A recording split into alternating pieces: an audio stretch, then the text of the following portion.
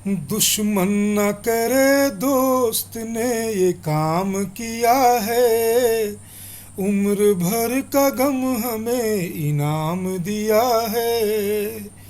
जी हाँ मित्रों, कुछ ऐसे भी दोस्त होते हैं जो उम्र भर का गम हमें इनाम में दे जाते हैं, जिन्हें हम दोस्त समझते हैं, लेकिन इतिहास उनकी शक्लों को पहचानता है, उन्हें गद्दार कहता है। मित्रों, मैं शिवचरण सिंह इतिहास के झरोखे से गद्दारों की शक्लों की पहचान की अपनी इस श्रृंखला के तीसरे भाग में आ पहुंचा हूं, और इस भाग में मैं उस विचार यात्रा, उस इतिहास यात्रा को जहां हम पिछले भाग में छोड़ आए थे वहां से जारी रखेंगे और वर्तमान तक पहुंचेंगे। मित्रों, 1757 के पलासी के मैदान में जो विफलता सिराजुद्दौला की सेना को मिली, उसने ब्रिटिश सत्ता के पांव को भारत में जमा दिया। लेकिन हमारे स्वाधीनता सेनानियों ने 1857 में एक ऐसा अभियान छेड़ा, स्वाधीनता संग्राम का वो प्रथम युद्ध, जिसने अंग्रेजों को लगभग यहाँ से निकाल बाहर कर दिया था। लेकिन अगर हम यह पढ़ते हैं कि अंग्रेज 1857 में नहीं बल्कि 1947 में भारत को छोड़ गए थे, तो कहीं ना कहीं गद्दारों की भूमिका फिर से आ जाती है। ब्रिटेन के पार्लियामेंट में एक प्रस्ताव पारित हुआ कि हम इस सोने की चिड़िया को तो छोड़ नहीं सकते, तो अब ऐसे लोगों की तलाश करो जो हमारे वहाँ रहने में हमारी मदद करे। और इस प्रकार से जो सूची तब बननी शुरू हुई, उस सूची में सबसे पहला नाम आता है ग्वालियर के राजा जीवाजीराव सिंधिया का। और फिर उस फेरिस्त में कई राजघरानों के नाम जुड़ते हैं, जिंद, नाभा, कपूरथला, पटियाला, हैदराबाद, और यह सूची 60 से 70 राजघरानों की बनती है, जिनके राजाओं ने न सिर्फ वैचारिक और राजनीतिक समर्थन दिया, बल्कि उन्होंने अपनी सेनाओं को भी अंग्रेजों की सेनाओं के साथ लगा दिया, धनराशियां उपलब्ध करा दी। और इस प्रकार से 1 नवंबर 1857 से लेकर के 1 नवंबर 1858 तक अंग्रेजों ने भारतीय क्रांतिकारियों को बहुत ही निर्ममता, क्रूरता और बर्बरता के साथ पकड़ करके जहां देखा वहीं मार दिया, फांसी दे दिया। और इस प्रकार से हमारा वह प्रथम स्वाधीनता संग्राम पूरी तरह से विफल हो गया।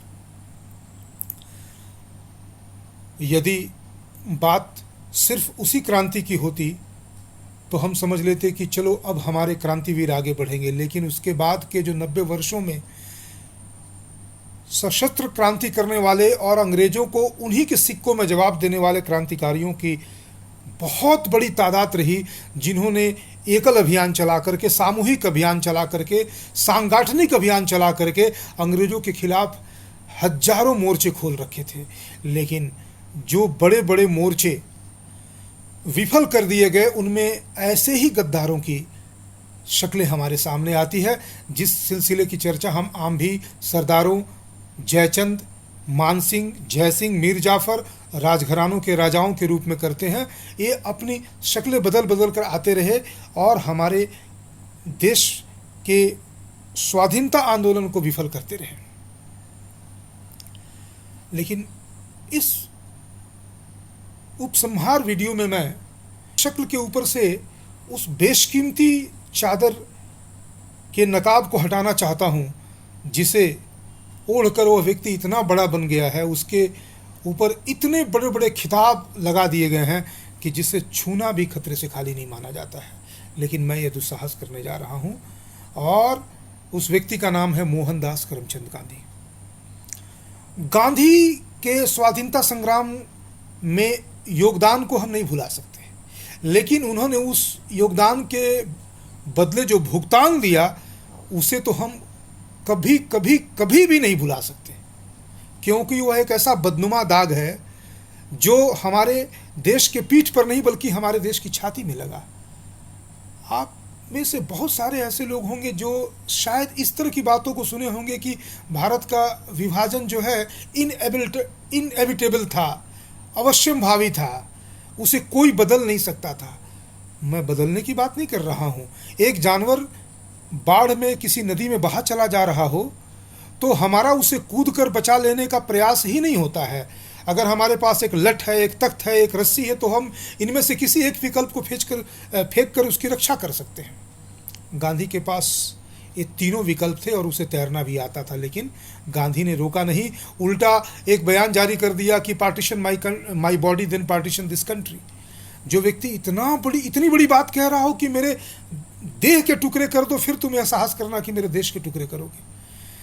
और उसकी आंखों के सामने सब कुछ हो जाता है और बड़े आराम से मौन हो करके और वो कई तरह के गलत मंसूबे पाल करके 47 के बाद भी इस धरती पर भूभार बना रहता है। इसका मतलब उसकी मंशा कभी भी विभाजन को रोकने की नहीं थी, नहीं तो इतिहास के पन्ने में यह दर्ज नहीं होता मित्रों, जिसकी चर्चा मैं करने जा रहा हूं। 4 जून को गांधी के विषय में यह बात फैला दी गई कि गांधी जो है पार्टीशन प्लान जो माउंटबेटन ने एक दिन पहले 3 जून को घोषणा की थी कि भारत का विभाजन होगा और यह तय है, उसका विरोध करेंगे गांधी। ये चर्चा थी, गांधी विरोध करने वाले थे ऐसी कोई बात थी नहीं। ये चर्चा इतनी आम हो गई कि जो अंग्रेजों के चाटुकार थे, जिसमें सबसे ऊपर एक नाम है, और दुर्भाग्य से वो वही व्यक्ति है जिसके नेतृत्व में रक्षा मंत्रित्व काल में भारत ने चीन के साथ 1962 का युद्ध हार गया था, वीके कृष्ण मेनन। उसने जब यह चर्चा सुनी तो दौड़ता हुआ वो माउंटबेटन के पास गया और बोला कि अगर तुमने अपने इस माउंटबेटन प्लान या पार्टीशन प्लान को बचाना है तो पहले गांधी को कन्विंस करना होगा, वरना वो बुढ़ा तो तुम्हारे इस प्लान को पूरी तरह से खाई में डाल देगा। माउंटबेटन घबरा गया, घबराहट में वो पसीने पसीने हो गया और जल्दी से उसने गांधी को आमंत्रण किया कि आप मुझसे आकर के वायसराय हाउस में मिलिए। गांधी शाम को 5:30 बजे मिलने पहुंचते हैं। उसके पहले वह पसीना पसीना है, इधर उधर टहल रहा है, अपनी बेचैनी को छिपाने का प्रयास कर रहा है, लेकिन उससे डर है कि यदि गांधी नामक रोड़ा उसके रास्ते में नहीं होता तो उसका प्लान सफल होता। और माउंटबेटन ने अपने कई संस्मरण में इस बात को लिखा है।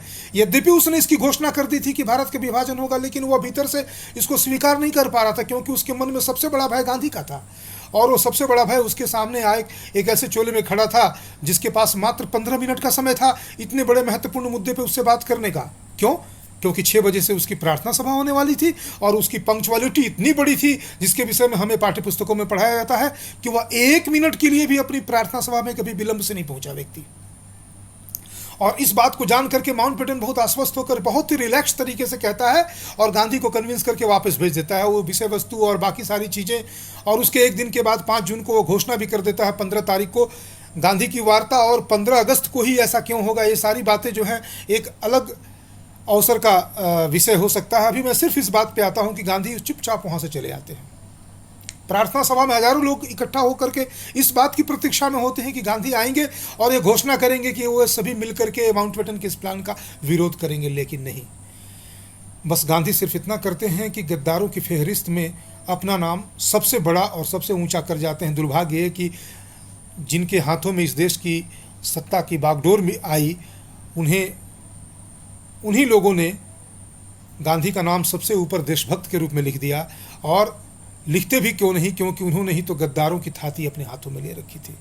और आज जब सोनिया गांधी कुछ कहती हैं, प्रियंका कुछ कहती है, राहुल गांधी कुछ कहता है और इनके जो चारों तरफ के लोग हैं वो कुछ कुछ कहते रहते हैं, तो हमारा हृदय विदीर्ण हो जाता है।